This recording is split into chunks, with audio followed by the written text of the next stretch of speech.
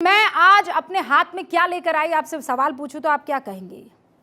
एक वजनदार किताब जिसको उठाने के लिए जिम्मेदारी का एहसास होना जरूरी है। संविधान इसलिए लाई हूं क्योंकि यही वो राष्ट्रीय ग्रंथ है जिससे दुनिया के सबसे बड़े लोकतंत्र की सरकार काम करती है। सारा शासन प्रशासन इसी किताब से चलता है।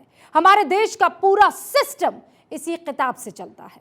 हम सबका भरोसा संविधान पर है क्योंकि यही संविधान हम सबके अधिकारों की गारंटी है। इस संविधान का हर एक शब्द हमारे देश की धड़कन है। यही संविधान हमें समानता और समान अवसर की गारंटी देता है। संविधान किसी धर्म की, किसी व्यक्ति की या किसी जाति की अलग से बात नहीं करता, कोई भेदभाव नहीं करता, कोई फर्क नहीं करता। इसके सामने महिला पुरुष सब बराबर है। फिर आज़ादी के 76 साल बाद भी मैं आपसे सवाल कर रही हूं, धर्म के आधार पर पुरुष और महिलाओं के बीच भेदभाव क्यों किया जा रहा है? आज भी हमारे देश की बेटियों के साथ पक्षपात हो रहा है। क्यों बेटियों के अवसर और अधिकार को मजहब के नाम पर बांटा जा रहा है? मुझे लगता है कि अब वक्त आ गया है। अब वक्त आ गया है कि इस भेदभाव और पक्षपात को खत्म कर दिया जाए और इसीलिए मुझे लगता है कि अब समान नागरिक संहिता यानी यूनिफॉर्म सिविल कोड लागू करने का वक्त आ चुका है। 26 नवंबर 1949 को जब ये संविधान अपनाया गया था तभी यूसीसी को लागू करने की सलाह दी गई थी, लेकिन बात नहीं बनी। जिसके बाद संविधान निर्माताओं ने डायरेक्टिव प्रिंसिपल्स या नीति निदेशक सिद्धांत में आर्टिकल 44 यानी 44 में समान नागरिक संहिता को रखा था। अब ये तो मैं जुबानी आपको कह रही हूँ, ये किताब इस वक्त लाइव है, ये मेरा हाथ इसी किताब पर है। ये क्या लिखा हुआ है? राज्य की नीति के निदेशक तत्व। अब इसका मैं आर्टिकल 44 यहां पर आपको पढ़ के सुनाती हूं। भारत के समस्त राज्य क्षेत्र में नागरिकों के लिए राज्य एक समान व्यवहार संहिता प्राप्त कराने का प्रयास करेगा। अब इसको थोड़ा सा मैं उठा देती हूं ताकि आपको दिखाई भी दे सके। परफेक्ट, ये रहा आर्टिकल 44। आप दोबारा वो कैमरा काट सकते हैं। ये देखिए, भारत के समस्त राज्य क्षेत्र में नागरिकों के लिए राज्य एक समान व्यवहार संहिता प्राप्त कराने का प्रयास करेगा। ये कहाँ लिखा है? ये लिखा है आर्टिकल 44। किस इलाके में लिखा है? एक बार फिर आपको बता देती हूँ। लिखा है हमारे राज्य की नीति के निदेशक तत्व में। और तब से लेकर अब तक यूसीसी पर केवल सियासत हो रही है। यह किताब में लिखा है, यह देश की धड़कन में लिखा है, लेकिन इसे लागू नहीं किया जा रहा। मेरा सवाल यह है कि क्या वोट बैंक और धर्म की राजनीति की वजह से यूसीसी लागू करने की हिम्मत नहीं दिखाई गई? मुझे लगता है कि जब भारत आजादी का अमृत काल मना रहा है तब एक देश एक कानून की मांग नए भारत की आवाज है। इसे हम सभी को जरूर सुनना चाहिए। मैं मानती हूं कि यूसीसी को किसी भी धार्मिक चश्मे से नहीं देखना चाहिए। सिर्फ और सिर्फ महिलाओं और बेटियों को समान मौके के अधिकार के तौर पर उस लिहाज से देखना चाहिए। मैं हमेशा कहती हूं कि भारत मेरा पक्ष है, मेरा एक ही पक्ष है और वो भारत है। भारत के लोगों में मेरा अटूट और अटल भरोसा है क्योंकि हमने समय समय पर बड़े सामाजिक बदलाव करके सदियों से चली आ रही कुरीतियों को खत्म करने का साहस और इच्छा शक्ति दिखाई है। और मेरा इस बात में पक्का यकीन है कि समान नागरिक संहिता भारत की नई सामाजिक क्रांति बनेगी क्योंकि यही है विजन ऑफ न्यू इंडिया। इसीलिए आज मैं भारत 24 के मंच से यूसीसी के समर्थन में नई मुहिम की शुरुआत कर रही हूं। मैं भारत 24 के मंच से आप सभी को नए भारत के नए सफर में शामिल होने का न्योता दे रही हूं। आज दिल खोलकर इस मुहिम में हिस्सा लीजिए, इसका हिस्सा बनिए। यूसीसी के पक्ष में अपनी आवाज बुलंद कीजिए, क्योंकि यह सवाल हमारी बेटियों का है, भारत की बेटियों के भविष्य का है। अक्सर मुझसे सब लोग पूछते हैं, यूनिफॉर्म सिविल कोड क्यों? मैं पूछती हूं, आखिर क्यों नहीं? यूनिफॉर्म मतलब क्या है? समान, समरूप, एक रूप, वो रूप जिसमें ना स्त्री है ना पुरुष है, अमीर है ना गरीब है, ना हिंदू है ना मुसलमान है। यही है यूनिफॉर्म सिविल कोड। जब कहता है संविधान महिला और पुरुष एक समान, फिर आज भी आखिर महिलाएं ही क्यों दे रही है इम्तिहान? सबसे बड़ी सामाजिक क्रांति में मेरे साथ साझेदार बनिए, जुड़िए, क्योंकि भारत मांगे यूसीसी। यूसीसी के समर्थन में मिस्ड कॉल दीजिए 9315600415 पर। नंबर जल्दी चला गया, कोई बात नहीं, नीचे पट्टी में भी चल रहा है और मैंने भी डायल कर दिया है 9315600415 9315600415। और मैं यूसीसी के समर्थन में पहला कॉल करने जा रही हूं।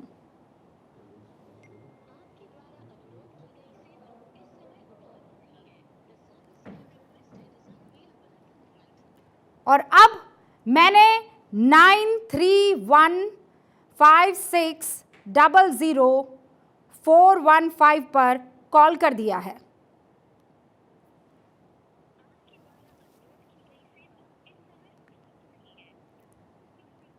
आप भी इसी तरह मिस कॉल देकर अपना नंबर जो है रजिस्टर करवा सकते हैं समान नागरिक संहिता इसके फेवर में, इसके पक्ष में। समान नागरिक संहिता यूसीसी एक ऐसा अधूरा सपना है जिसे पूरा करने की कोशिश कई बार हुई है, लेकिन किसी न किसी वजह से यह सपना हकीकत नहीं बन पाया है। लेकिन अब यह सपना दूर नहीं है। प्रधानमंत्री नरेंद्र मोदी ने भोपाल में जो कहा, उससे लग रहा है कि यूसीसी आएगा। आजकल हम देख रहे हैं कि यूनिफॉर्म सिविल कोड के नाम पर ऐसे लोगों को भड़काने का काम हो रहा है। आप मुझे बताइए, एक घर में परिवार के एक सदस्य के लिए एक कानून हो, परिवार के दूसरे सदस्य के लिए दूसरा कानून हो, तो क्या वो घर चल पाएगा? क्या कभी भी चल पाएगा क्या? फिर ऐसी दोहरी व्यवस्था से देश कैसे चल पाएगा? हमें याद रखना है कि भारत के संविधान में भी नागरिकों के समान अधिकार की बात कही गई है। यूसीसी की जरूरत करीब 185 साल से महसूस हो रही थी। भारत पर कब्जा जमाने के बाद जब से अंग्रेजों ने आईपीसी, इंडियन पीनल कोड यानी भारतीय दंड संहिता बनाना शुरू किया, यानी लिखित कानून जब बनाए जा रहे थे, तभी से यूसीसी पर बात हो रही है।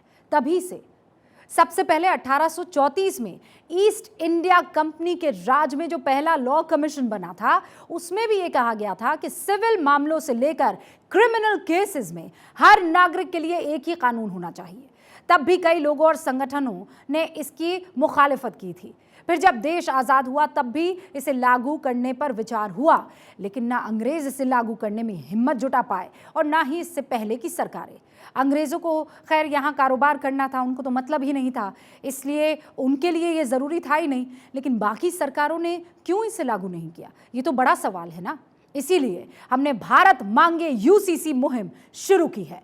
आप भी इस मुहिम के साथ जुड़िए, जरूर जुड़िए। यूसीसी पर सबसे बड़े ओपिनियन पोल और सबसे बड़ी सामाजिक क्रांति का साथ दीजिए। आप मोबाइल उठाकर 9315600415 पर मिस्ड कॉल दीजिए, 9315600415 इस पर मिस्ड कॉल दीजिए। इसके अलावा 8920202442 पर अपना वीडियो व्हाट्सएप आप हमें कीजिए। फिर बता देती हूं, 8920202442 8920202442। फिर रिपीट कर रही हूँ, 8920202442 पर अपना वीडियो व्हाट्सएप कर सकते हैं और opinion@bharat24live.com पर अपनी राय ईमेल भी कर सकते हैं। opinion@bharat24live पर opinion@bharat24live.com पर आप अपनी राय ईमेल कर सकते हैं। भारत 24 लगातार आपकी राय और आपके सुझाव को दिखाता रहेगा, देश के साथ साझा करता रहेगा। जब संविधान बनाया जा रहा था तब संविधान सभा में यूसीसी के प्रस्ताव पर जमकर वाद विवाद हुए। सरदार पटेल से लेकर डॉक्टर भीमराव अंबेडकर, डॉक्टर राजेंद्र प्रसाद, जवाहरलाल नेहरू, इन तमाम बड़ी शख्सियत की अगर मैं बात करूं तो ये सब यूसीसी चाहते थे, लेकिन संविधान सभा में मौजूद मुस्लिम नेताओं ने इसका खूब विरोध किया और इसके बाद इसे डायरेक्टिव प्रिंसिपल्स या नीति निदेशक सिद्धांत में डाल दिया गया। इसका आसान मतलब यह है कि सरकार को डायरेक्शन या दिशा देने वाले प्रिंसिपल्स या सिद्धांत, मतलब सरकार जब भी कोई पॉलिसी बनाएगी तब इन बातों को ध्यान में उसे रखना होगा। संविधान के आर्टिकल 36 से 51 तक डायरेक्टिव प्रिंसिपल्स हैं। इन्हीं में आर्टिकल 44 है जो अब से कुछ देर पहले मैं आपको पढ़कर सुना रही थी, जो सभी नागरिकों के लिए यूनिफॉर्म सिविल कोड बनाने की बात करता है। लेकिन ये जरूरी नहीं है कि डायरेक्टिव प्रिंसिपल्स को लागू किया ही जाए। इसीलिए महात्मा गांधी ने इन्हें संविधान का डस्टबिन बताया था, क्योंकि जिन बातों को कहीं और नहीं डाला जा सका उन्हें यहां डाल दिया गया। लेकिन देश ऐसे नहीं चल सकता। जो नीतियां और कानून देश के लिए जरूरी है उन्हें हमेशा के लिए संविधान के कूड़ेदान में नहीं डाल दिया जा सकता। या बताइए आप मुझे, डाला जा सकता है? डॉक्टर अंबेडकर ने कहा था, समान नागरिक संहिता जरूरी है, लेकिन इसे तब तक स्वैच्छिक रहने देना चाहिए जब तक कि देश इसे स्वीकार करने के लिए सामाजिक रूप से तैयार ना हो जाए। मुझे लगता है, और मेरे जैसे ज्यादातर भारतीयों को अब लगता है कि वक्त आ गया है यूसीसी लागू हो जाए। मैं लगातार इसे लागू करने को लेकर अलग अलग लोगों से बात कर रही हूं और इसीलिए आपसे भी इस मुहिम में जुड़ने की अपील कर रही हूं। मैंने इस मामले में धर्मगुरुओं से भी बात की है। उन्होंने इस मामले में क्या कहा, आपको सुनवाती हूं। यूसीसी को लेकर आपके क्या विचार हैं बापू? यूसीसी यूनिफॉर्म सिविल कोड, जिसको सरकार लाने पर विचार कर रही है, जहां पर स्त्री और पुरुष में फ़र्क नहीं होगा, जहां पर कोई धर्म जैसे हिंदू धर्म और इस्लाम धर्म है, लेकिन सिविल मैटर्स जो होते हैं जैसे शादी को लेकर है, संपत्ति को लेकर है, उनको लेकर सबका एक नियम होगा, एक कानून होगा। आपको लगता है कि एक कानून होना चाहिए, यूसीसी होना चाहिए? सबका जिसमें हित हो, सबका कल्याण जिससे जुड़ा हो, सबकी नेकता और एकता जिसमें समन्वित हो, ऐसा होता हो तो सबके हित में हो तो करना चाहिए।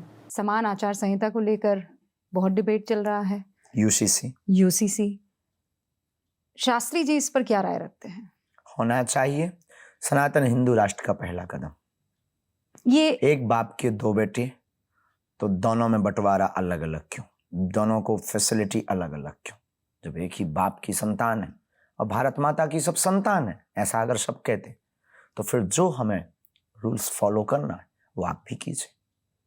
आपको विशेष सुविधा 5 स्टार की, हमें 3 स्टार, वाई? तो उचित है। तो यूसीसी का हिंदू राष्ट्र से क्या कनेक्शन आपको लगता है? सनातनीय हिंदू राष्ट्र एकता का ही तो प्रतीक है। सब समान, सब समान, सब समान।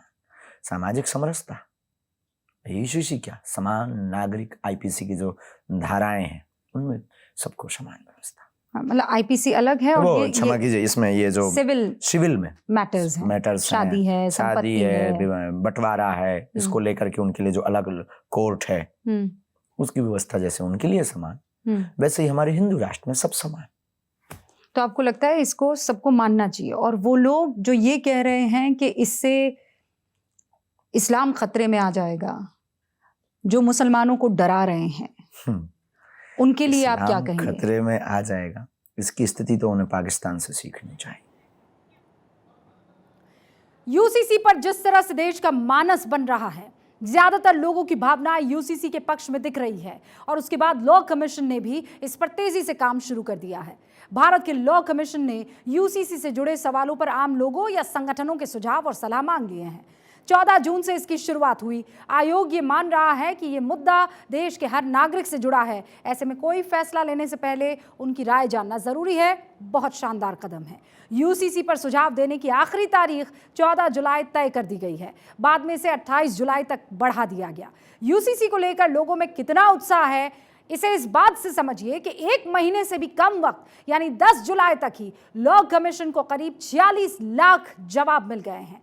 इस बात को करीब 3 हफ्ते हो चुके हैं। कल इसकी आखिरी तारीख है। इसकी मियाद कल पूरी हो रही है। अगर आपने यूसीसी के समर्थन में अब तक लॉ कमीशन तक अपनी बात नहीं पहुंचाई है तो जरूर पहुंचाइए। हम हिंदुस्तानी तो ज्यादा एक्टिव तभी होते हैं जब लास्ट डेट आ जाती है।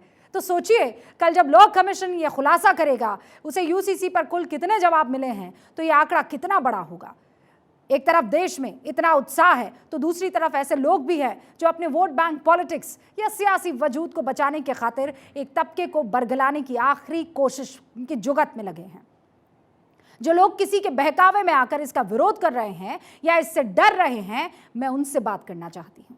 मैं आपको दुनिया का एक सीधा साधा गणित बताना चाहती हूँ। सीधा साधा सिंपल मैथ्स। दुनिया भर में करीब 100 से ज्यादा देश ऐसे हैं जहां ईसाई सबसे ज्यादा है। इसी तरह 57 देशों में मुसलमान सबसे ज्यादा है। भारत और नेपाल समेत करीब 8-10 ऐसे देश हैं जहां या तो हिंदू ज्यादा है या ज्यादातर असरदार है, मेजॉरिटी में है। भारत जैसे कुछ देशों को अगर छोड़ दिया जाए तो इनमें से ज्यादातर देशों में एक ही कानून है। इनमें अलग अलग धर्मों के लिए अलग अलग कानून नहीं है। तो जो चीज दुनिया के ज्यादातर देशों में नहीं है उसे ढोना हमारी मजबूरी क्यों होनी चाहिए। इसीलिए आपसे एक बार फिर कहना चाहती हूं, प्लीज भारत 24 की मुहिम भारत मांगे यूसीसी के समर्थन में जुड़िए। अपनी राय दीजिए क्योंकि हर एक शख्स जरूरी है। आप हमें मिस्ड कॉल दे सकते हैं, व्हाट्सएप कर सकते हैं, ईमेल भी कर सकते हैं और मैं वो नंबर आपको एक बार फिर से दिखा देना चाहती हूं और बता देना चाहती हूं क्योंकि यूसीसी ये सबसे बड़ी सामाजिक क्रांति है। 9315600415 पर आप हमें मिस्ड कॉल कर सकते हैं और आप अगर चाहते हैं कि आप इससे आगे अपने दिल की बात कहें तो लगातार वो नीचे नंबर भी हम फ्लैश कर रहे हैं जिसके ज़रिए आप व्हाट्सएप पर आप हमें वीडियो बना कर दे सकते हैं। अच्छा, बहुत सारे लोग इस बीच जब मैं आपसे बात कर रही थी 16 मिनट भी नहीं गुजरे हैं और लगातार लोगों के कॉल आ रहे हैं। ज़बरदस्त रिस्पांस इस वक्त हमको मिल रहा है। थोड़ा सा इंतज़ार कीजिए क्योंकि हो सकता है आप एक साथ कॉल कर रहे हो तो नंबर बिजी जा रहा हो या आपको कह रही हो कि ऑपरेटिव नहीं है। इंतज़ार कीजिए, मिस कॉल मारना मत छोड़िएगा क्योंकि आपको आवाज़ सुनाई देगी। ये बड़ी जिम्मेदारी है। आवाज़ वो नमस्कार, मैं हूं रुबिका लियाकत आवाज़, यानी आपका मिस कॉल हम तक पहुंच गया है।